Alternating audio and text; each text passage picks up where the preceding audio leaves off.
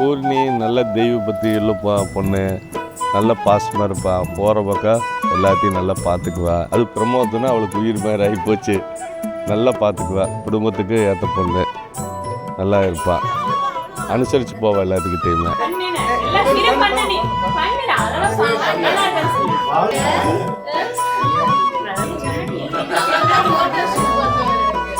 Okay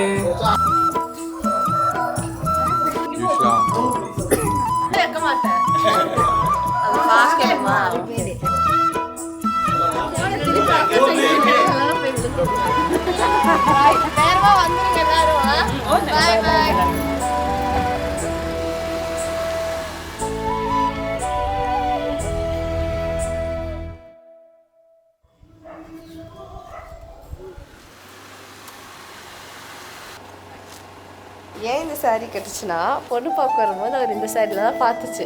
அதனால் அது அப்போ நாங்கள் ஃபோட்டோஸே எடுக்கலை. அதனால ஒரு மெமரபுளாக இருக்கணும்னு சொல்லிட்டு நானும் இதே காஸ்டியூம், அவரும் அதே காஸ்டியூம். ஒரு ½ அன் ஹவரில் வந்துடுவாருன்னு நினைக்கிறேன், தெரில.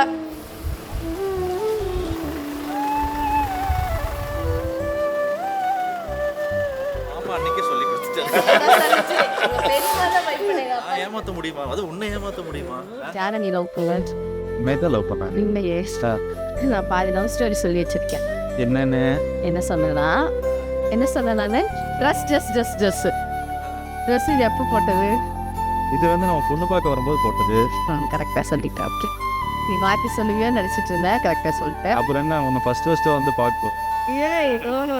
அந்த கதை தெரியாதுல்ல. இந்த டேட்டை வச்சு மாட்டிட்டேன் நேற்று ஆல்ரெடி. நான் வீட்டில் போய் பார்த்த உடனே என் பொண்டாட்டி அப்படியே பயங்கர ட்ரெஸ் எல்லாம் போட்டு செம்ம க்யூட்டாக வேறு நின்று இருந்தாங்க. அது நமக்கு வேறு ஒரே வெக்கம் ஆயிடுச்சு. அதோட அவங்களுக்கு வெக்கம் ஆயிடுச்சு. இப்போவே பாருங்கள், 42 பல்லு தெரியும், 32 பதில் வேலை எங்கே திரும்ப.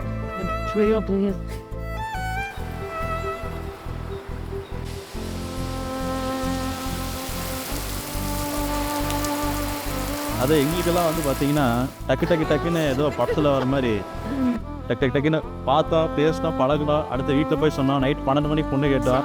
அப்புறம் அடுத்து 3 நாள்லேயே வந்து எல்லாம் பொண்ணு பார்த்தாச்சு. பொண்ணு பார்த்துட்டு சொல்லு. அதாவது பார்த்தீங்கன்னா சொல்லு. 23ஆம் தேதி மே அன்னைக்கு நம்ம பார்த்தேன். இல்லை, ஆமாம். அவள் பிறந்ததுக்கு அப்புறம் தான் என் வாழ்க்கையிலேயே வந்து கொஞ்சம் மாறுதலே வந்துச்சு. நல்ல ராசி உள்ள பொண்ணு. நம்ம வீட்டை என்னென்னா என் தங்கச்சி பையனுக்கே கொடுக்கறதுனால ஒரு சந்தோஷம். எப்படி இருக்கும்? போட்லாம் போட்டு ஜம்முன்னு ரொம்ப சந்தோஷம். இத்தனை நாள் வந்து ஒரு சோலோ பாயாக இருந்ததுக்கப்புறம் ஃபீல் பண்ணுறியா இல்லை வந்து சந்தோஷமா இருக்கியா? சந்தோஷமா இருக்கிறேன். ஃபீல் பண்ணுறாங்களா? இதெல்லாம் வந்து டெய்லி கவுண்ட் டவுன் பண்ணிட்டு இருப்பேன். பாவா இன்னைக்கு 28 நாள் தான் இருக்கு, பாவா இன்னைக்கு 10 நாள் தான் இருக்கு. பார்த்தா 5 நாளை கவுண்ட் டவுன் பண்ணால் விட்டுட்டு பாவா இன்னைக்கு நாளைக்கு கல்யாணம் ஆகுது. அவ்வளோ சந்தோஷமான மூமெண்ட்.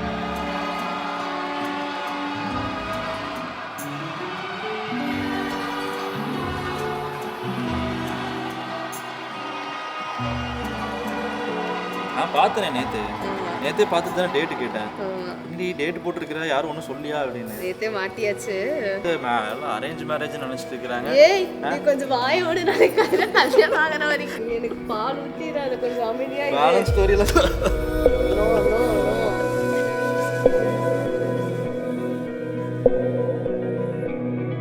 டேட்டு 11ஆம் தேதி 5வது மாதங்க. நோட் பண்ணிக்கோங்க. 11/5? ஆமாம், ஞாயிற்றுக்கிழமை. பூர்ணி வந்து எனக்காக ரூட்டு போடுறதுக்குங்க என் தங்கச்சி மூலியமா. நான் வந்து ரோட் போட கிடையாது, சரியா? ஃப்ரீயாக இந்த மாதிரி வந்து யாரோ வந்து நம்ம கல்யாணம் பண்ணுறதுக்கு எனக்கு அண்ணனா இருந்தால் பரவாயில்லன்னு சொல்லி எனக்கு ரூட்டு போட்டு இருக்கலாம்னு நினைக்கிறேன். நானே கொஞ்சம் ரீசெண்டாக சொல்லியிருப்பேன். என்ன கரெக்ட் பண்ண நினச்சிருக்கா இது. நான் கூட ரொம்ப விஷ் பண்ணியிருக்கேன். அப்போ வந்து நினச்சிட்டு இருந்தாங்க, ஓ பிரமோத்துக்கு எது தெரியாது, நம்ம வந்து பிரியாவோட தங்கச்சி மூலியமாக தான் சொல்கிறா அப்படின்னு. ஆனால் அப்போ வந்து லவுட் ஸ்பீக்கர் போட்டு நானும் கேட்டுக்கிட்டு இருக்கேன். அதுக்கப்புறம் அந்த 11ஆம் தேதியிலேருந்து என் தங்கச்சி கிட்ட ரூட்டை போட்டு என்னை கரெக்ட் பண்ணுறதுக்காக என்னென்னமோ ட்ரை பண்ணி அப்புறம் நானே சரி போனால் பொழைச்சி போகட்டும் அப்படிங்கிறதால முடியாது. அதனால எனக்கு இதுக்கும் சம்மதம் கிடையாது. அவள் வந்ததுக்கப்புறம் தான் நான் இந்த சுண்டகாம்பூர் வீட்டிலேருந்து அப்புறம் கோயம்புத்தூர் வீட்டுக்கு போனேங்க. அப்புறம் தான் கொஞ்சம் பணம் காசு சேர்த்துச்சு, எல்லாமே வந்தது. எல்லாமே அதை இதானதுக்கப்புறம் தான். அதுக்கு முன்னாடி ரொம்ப கஷ்டத்தில் தான் இருந்தோம். போகிற பக்கம் வந்து அவளோட ராசிக்கு வந்து அந்த குடும்பம் வந்து நல்லா வளர்ச்சியாக இருக்குது, செழிப்போட இருக்குது. அந்த இதுதான் அவள் ராசி, அந்த மாதிரி அவள் பிறந்தப்ப.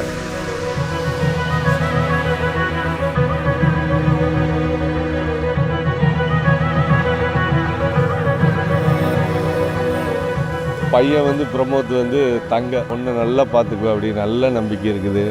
எல்லாருமே அவங்க வீட்டில் வந்து சூப்பர், சின்ன வயசுலேருந்து பார்க்குறோம், நல்ல குடும்பம், நம்மளை விட வந்து அவங்க எல்லாம் எல்லா இது இருக்கிறாங்க. நம்ம பொண்ணு ஒரு நல்ல இடத்துல போயிருக்குது, அந்த மன திருப்தி நம்மளுக்கு இருக்குது. ஃபஸ்ட்டு மீட்டப் வந்து 15ஆம் தேதி 5வது மாதம் 2025. டைமிங் வந்து 1:45. அது காலையிலே காமிச்சிட்டேன் எப்படி இது 1:45 அதை நான் தான் வெயிட் பண்ணுறேன். நீ லேட்டாக தான் வந்து வளர்க்க போனேன். நைட்டு தான் கொஞ்சம் லேட் ஆயிடுச்சு, ஒரு 10 நிமிஷம். அதுக்கப்புறம் அங்கேருந்து போய் ஒரு ரெஸ்டாரண்ட்டில் சாப்பிட்டு அப்படியே கையை பிடிச்சிட்டு அப்புறம் நான் கூட நோட்டீஸ் பண்ணல. அப்புறம் பார்த்தா பாவா நீ எனக்காக வந்து தண்ணி எடுத்து வைக்கிற, இதை பண்ணுற, ஓட்டி விடுற, வெயிட் பண்ணுற, இதெல்லாம் நோட்டீஸ் பண்ணியிருக்கியா அப்படின்னு. ஸோ அந்த டைமில் வந்து நான் பூர்ணிக்கு வாங்கிட்டு போனேன் ஃபஸ்ட்டு கிஃப்ட் என்னன்னு பார்த்தீங்கன்னா கண்ணாடி வளையல், கோல்டன். அது வந்து ஸ்பாட்டில் யோசித்த விஷயம். எனக்கு என்ன வாங்கிட்டு போகிறதுன்னு தெரில. ஃபஸ்ட் டைம் பார்க்க போகிறோம், என்ன வாங்குறது என்ன பண்ணுறதுன்னு எனக்கு தெரியல.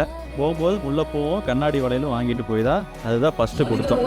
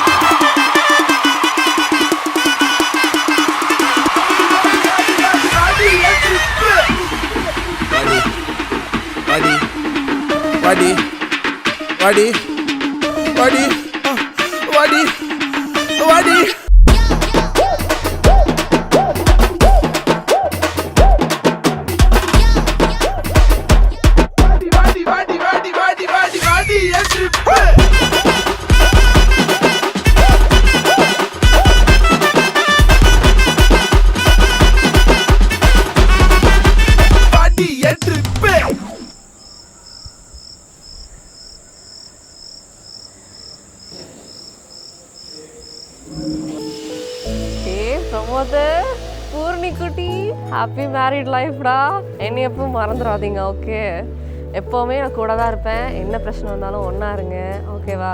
I'm happy for you guys. ரொம்ப ஹாப்பியான காய், ரொம்ப ஜாலியாக இருப்பான், நிறையா சுற்றணும், நிறையா சாப்பிடணும், அவ்வளோதான். எப்போயாவது கோவம் வரும், மறந்துடுவான், சண்டை போடுவான், அதெல்லாம் இருக்கும். பட் நைஸ், நம்ம டேக்கிள் பண்ணிக்கலாம், அந்த மாதிரி தான். பூர்ணி பற்றி சொல்லணும்னா எல்லாமே பாசிட்டிவ். எவ்வளோ தான் சண்டை போட்டாலும் சேர்ந்துப்பா, மறந்துடுவா. அதுவும் எனக்கும் அவளுக்கு இருக்க ஒரே காமனான விஷயம், என்ன தான் அடிச்சுக்கிட்டாலும் லைக் அப்படியே மறந்துடுவோம். அவங்க 2 பேரும் பர்ஃபெக்ட் ஃபார் ஈச் அதர். என்னை பொறுத்த வரைக்கும் 10 out of 10 ஆக்சுவலி. 2 பேருக்கும் இருக்க பொருத்தம் வேற லெவல் பொருத்தம். அது மாதிரி யாருக்குமே அமையாது எனக்கு தெரிஞ்சு. உள்ள இருக்கு, திறக்க தெரியாதா? இல்ல, எங்க வீட்டில் இருக்கு. பூ காணும். பூ ஆக்சுவலி வந்து கபோர்டில் இருந்துச்சு. கபோர்ட் லாக் பண்ணி யாரு பூர்ணி அப்பா எடுத்துகிட்டு போயாச்சு. பூர்ணி ஒரே பதட்டம், கூப்பிட்டு ஒரே திட்டு, எல்லா பக்கமும் திட்டு வாங்கியாச்சு. நம்ம கேமராமேன் அண்ணா இவரு தான் ஹைலைட்டு. இவர் வந்து சும்மா இருக்கணும், இவன் டென்ஷனில் உட்காந்துருக்கிற பிடிச்சி பூர்ணி போஸ் கொடு, பூர்ணி அப்படியே ஒரு போஸ் கொடு, அப்படி இப்படின்னு டென்ஷன் பண்ணி.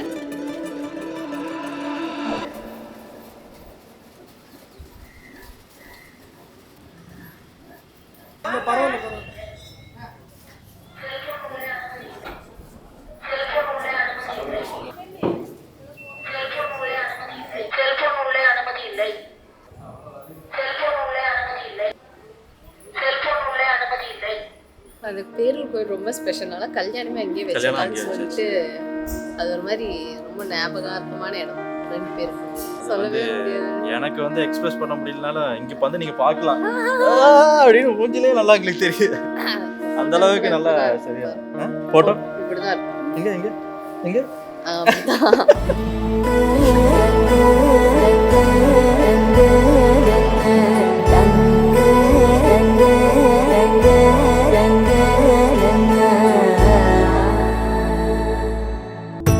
సదా నన్ను నడిపే నీ చెలిమే పూదారై నిలిచే ప్రతి మలుపు ఇకపై స్వాగతమై నా పేరే పిలిచే தாலி கட்டும்போது இப்படி அழகா சிரிச்சுட்டே இருக்கணும்னு நினைச்சேன். அந்த பையனை பார்த்து அது கண்ணை பார்த்த உடனே எனக்கு ஒரு மாதிரி எமோஷனல் ஆயிருச்சு. பூர்ணிக்கு ரொம்ப எமோஷனல் ஆயிருச்சு. ஒரு மாதிரி அப்புறம் அழுதிய எனக்கு ஸ்பாயில் ஆயிடுச்சு. கோயிலுக்குள்ள போனோன்னே எனக்கு ஒரு மாதிரி இதாயிடுச்சு. ஏன்னா அந்த கோயில் எங்களுக்கு அவ்வளோ ஸ்பெஷல். ஏன்னா அதுல தான் வந்து நடக்கணும்னு வேண்டி இருந்தது. அதுல அவ்வளோ சூப்பரா ஜம்முன்னு எல்லாம் நடந்துருச்சு. எப்ப தாலி கட்டின? அதாவது பிரம்ம முகூர்த்தம் பார்த்தீங்கன்னா 5:30 6:30 மணி வரைக்கும் கரெக்டா 6:26க்கு 6:26 கட்டியிருக்கு. அந்த அளவுக்கு கொஞ்சம் பரபரப்பா போய் தாலி கட்டுச்சு. ஸோ மறக்க முடியாத மூமெண்ட் அது.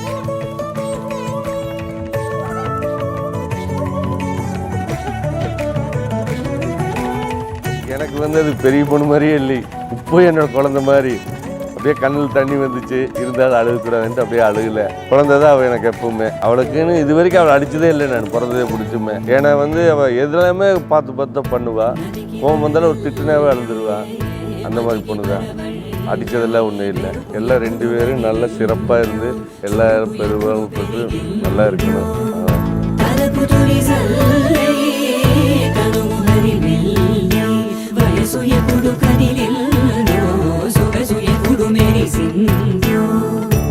గమనించే లోగా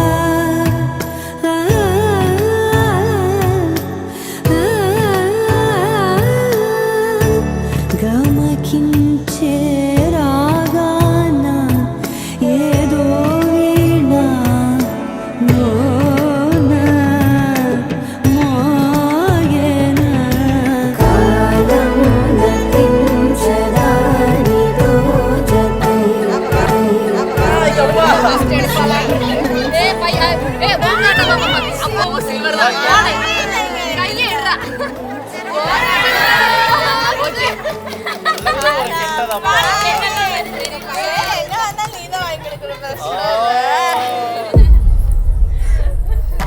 ஒவ்வொரு விஷயமும் ஃபோட்டோகிராஃபு, அப்புறம் டெக்கரேஷனு, அப்புறம் சாப்பாடு எல்லாமே. அது இல்லாமல் என்ட்ரிலேருந்து டான்ஸ் வரைக்கும் சொல்லாது கூட நிக்கிறவளே அதில் ட்ரெஸ் வேறு பயங்கரமாக இருந்தது. சொன்னதுக்கு அப்புறம் தான் சொல்றேன், நான் எடுத்துக்க மாட்டேன். இதெல்லாம் அது இந்த சாரி வந்து அபவுட் டன்.